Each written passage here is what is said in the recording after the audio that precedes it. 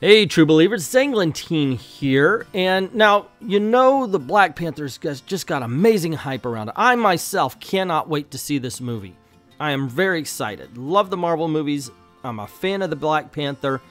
I like it. I want to see it. But the craziness around it is, well, crazy. And there's been a lot of misconceptions. So I figured I'm going to create a little bit of a beginner's course with 10 items that people either don't know or through some freaking reasons they don't want to know. They're actually believing lies. So here we go. Just to clear it up, 10 things you don't know or don't want to know about Black Panther. One piece of misinformation I've been hearing out there is that Black Panther was in fact created by a black man. Nope. Meet Stan Lee and Jack Kirby, the two white Jewish creators of Black Panther. They just saw what was going on around them at the time. Civil rights, things were changing, and they said, hey, we need a black character. They created Black Panther a few months before the actual Black Panther Party came across. According to Stan Lee, it was the same social change that created both Black Panthers. So he said we needed one, and then they put him into the pages of Fantastic Four. Fantastic Four number 52 to be exact, just in case you want to go on over to eBay to get yourself a copy. A signed by Stan Lee and slabbed 8.0 just went for $22.80 on eBay, so it's still affordable. The Black Panther is the first African-American superhero. Nope. Could you kindly point to Africa in this America map? I didn't think so. The first African-American superhero, that's a dumb term, African-American. You're American, just say American. Anyway, first African-American superhero was the Falcon. Sorry, my bad, this list is mainly aimed at moviegoers, the ones that say, hey, I'm a big Black Panther fan, but they never read a comic book. You guys recognize the Falcon as this guy. He made his first appearance in Captain America 117 and was the protector of Harlem. Okay then, Black Panther was the first superhero from Africa. Well, maybe. Bear with me now. In the old days, Black Panther didn't have his super suit. He was a regular guy in a suit that looked like a panther. Now, granted, there are a couple of things that would make you think he was strong, but like his first encounter with the Fantastic Four, he kicked the thing out of the way with just one leg.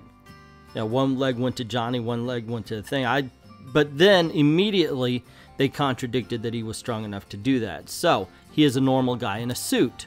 Now, if you take that normal guy, just very skilled, to heart, the first black superhero could then, and I'm telling you right now, I'm well actualing the whole thing, could have been Lion Man from Negro Comics in 1943. But in my opinion, yeah, he is a little more like Tarzan in this one. He's got abilities, but they're not like super abilities. And he definitely doesn't wear a costume. So Black Panther is definitely the first costumed black superhero.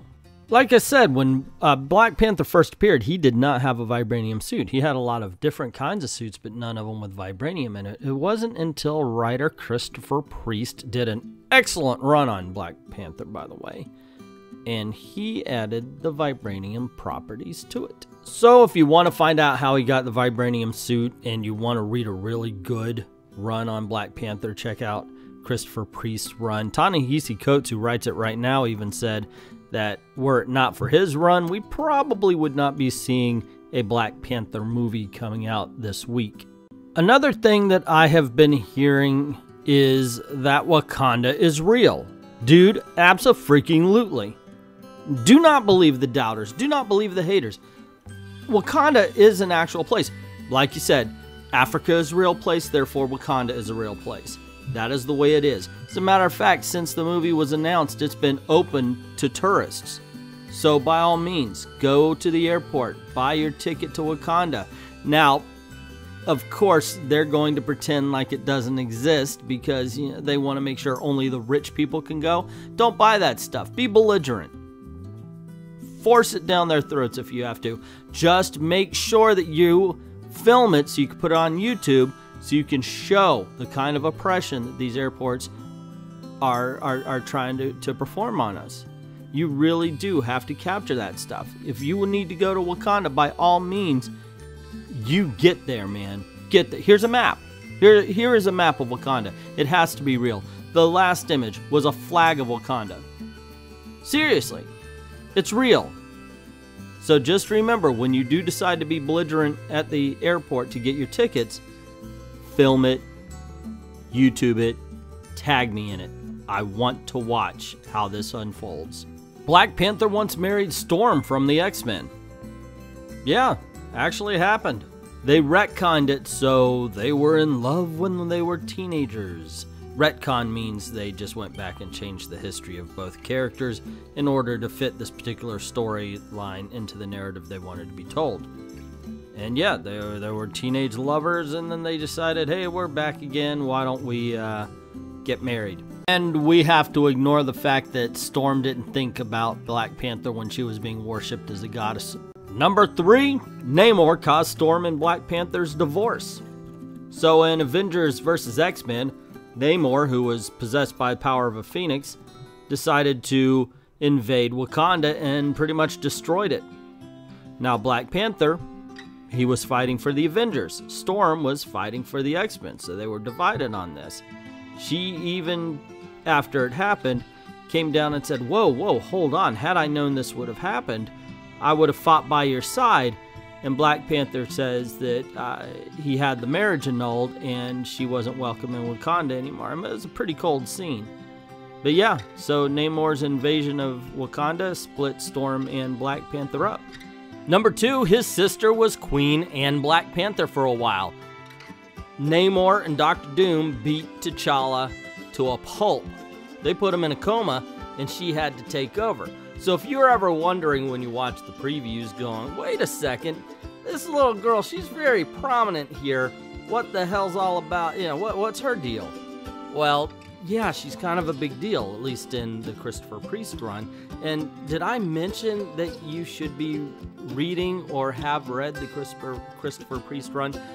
I read 1, 2, and 3 volumes, and I've been reading Ta-Nehisi Coates, and I gotta tell you, the Priest run is the best Black Panther. I absolutely believe what was said, that there would not be a movie without this run. This is the run you want to check out. Christopher Priest, Black Panther, enjoy. And the number 1 thing you did not know or did not want to know about T'Challa the Black Panther, well, okay, not T'Challa, but definitely Black Panther, is he was a white guy. And if you look at this picture, you'll see something in the hands of that white guy that tells you he's not just any old white guy. Yeah, Captain America took over the Black Panther for T'Challa. See, he was supposed to be training T'Challa to be a part of the Ultimates, but T'Challa really wanted to go back to Wakanda, so Captain America decided to take his place. There you go. I mean, that's it. He went, and he kept it up until the Juggernaut really just beat the crap out of him, and the costume came off. And everybody's like, oh my gosh, that's Captain America. What you going to... You know what? Ultimates 3 sucked. That's enough. I'm not going to talk about that story anymore. It sucked. There you go, kids. 10 things you either didn't know or didn't want to know about the Black Panther. Now, I could tell the comic collectors from the people who say, I'm a big, long, lifetime Black Panther fan ever since the movie came out. I know the difference because the comic book fans are going to go, hey, wait a second, I knew all those. And the non-fans are going to go, you're racist. Because that's all they can write down in my comments no matter what I talk about as far as the Black Panther is concerned. But what do you really think of what was listed here? Let me know in the comments below. Also, if you like videos like this, you want to see more, click like, click share, and subscribe. And don't forget to hit that notification bell so you don't miss anything else. Cool things happen around these parts. Also, go on over to Patreon. Drop $1 in the till. Helps keep making videos for you. Helps keep the lights on as well. I'd like to thank everybody who's already done that, and to everyone, all of the true believers, thank you very, very much for watching.